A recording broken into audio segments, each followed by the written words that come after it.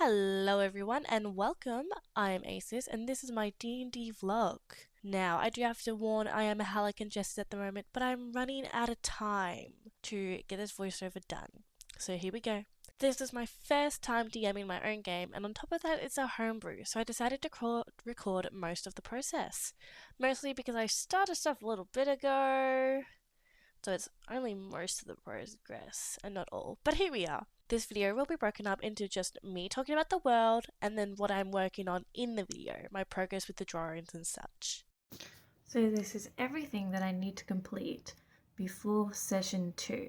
So I need to draw some gems, figure out a museum, draw some NPC tokens, shop locations, and I've made a few maps on Incarnate, but I want to also paint over them to look a bit more like my own stuff. And this is the world we're set in. So right now the party is on the mainlands, and hopefully soon, in a couple sessions time, we'll be able to travel all over wherever they wish to go. I've got my sketchbook because I've made a few sketches of the gems already. So I want them to be this like bright orange and red type of gem, figuring out what cuts, and I want them to be a part of jewelry that used on the royal family.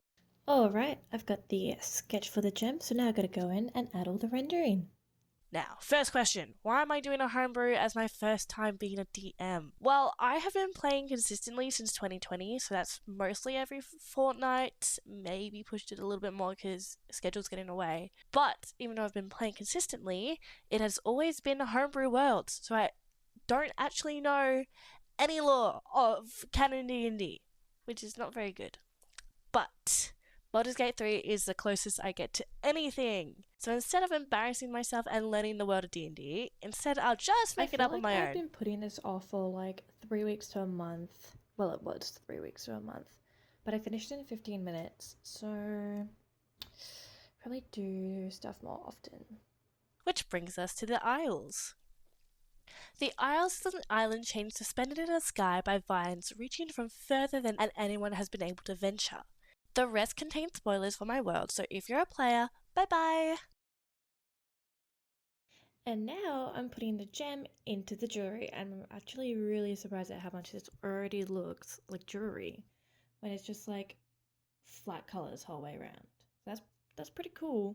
Okay, when disaster struck the world caused by two gods, Laosh and Matthias, the two other gods Velan and Ruji banded together using strength and nature to hold what little of the world they could in this chain. At first I wanted the world to be quite moral, and the idea that only the most moral live on the highest island while the scum live on the lowest, and they would phase through the land depending on their actions. Like if you committed a crime, you would slowly phase through your isle until you fall to the next. But that was super vague and went into a lot of philosophy of whether or not an action is truly bad and how would monsters even fit into that. Are monsters inherently bad or are they not?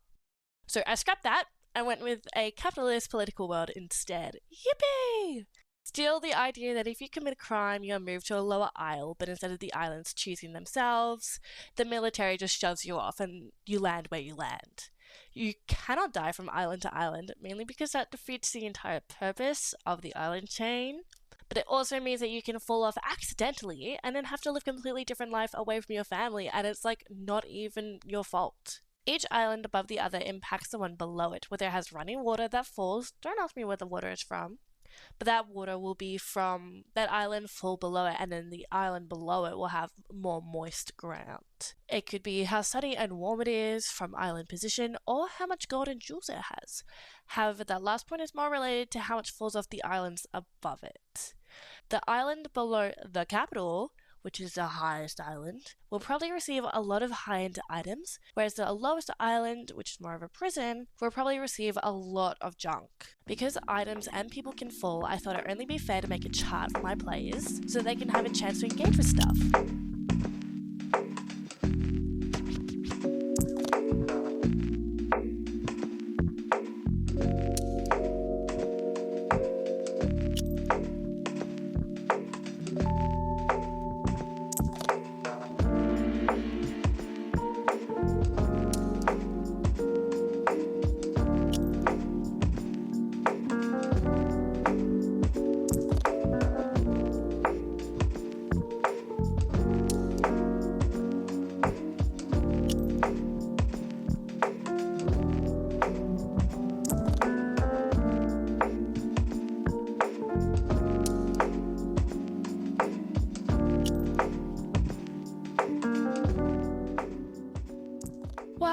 In my first time using my chart, not only did it indeed fall on their island, it fell close to them, and it was a whole person. So instead of going to the big city destination I was hoping for so I could put in some plot leads to properly start the story, instead they went to find this random person that I had to make up on the spot.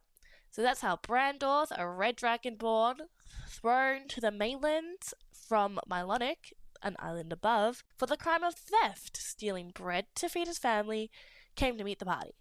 But it also means now that I have said that, I have to think of some kind of poverty crisis in an island I was hoping not to have to develop for a few months to make sure everything Brandorf says is accurate and true. I may have to rig some results later on to make sure we don't have another person fall to their island too soon, because I got the gist that they're definitely going to check it out, and I kind of don't want to do a lot of that, even though it's my own story. Okay.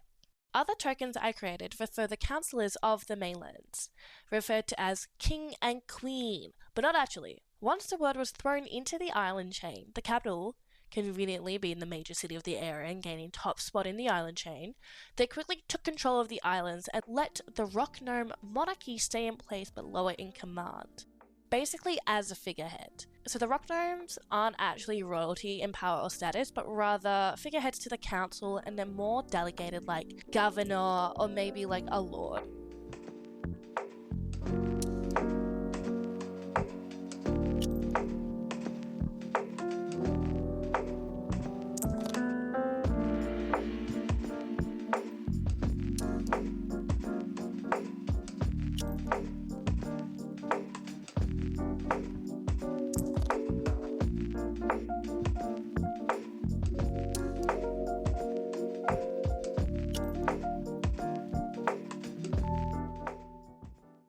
My first plot hook was having the party travel to the city of Triridon to try and recover a valuable gem. Okay, I'm excited for this. I've been working on it for a bit, mainly because the session keeps getting pushed back. But I plan to create a mystery around the gem and the royal family, having the young princess recently die unexpectedly after the gems were discovered. The party has to uncover these valuable gems and what happened with her death. How the gems came to be in the first place, and why did the local jeweler of Lakedon, where they originated from, the party I mean, have a map to the exact location of these gems? Well, I do plan for everything to be linked to one goddess in particular, one of the gods who ruptured the world in the first place, Laelsh.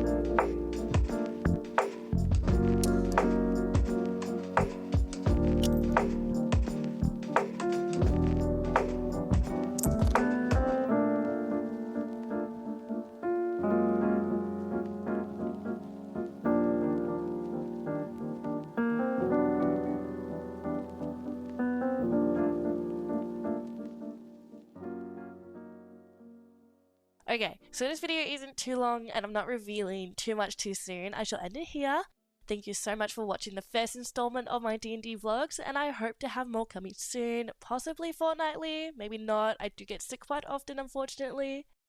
Okay, make sure to like and subscribe, pretty please. Share your ideas for what I could do in my world in the comments, and I'll see you all next time. Stay groovy, everyone.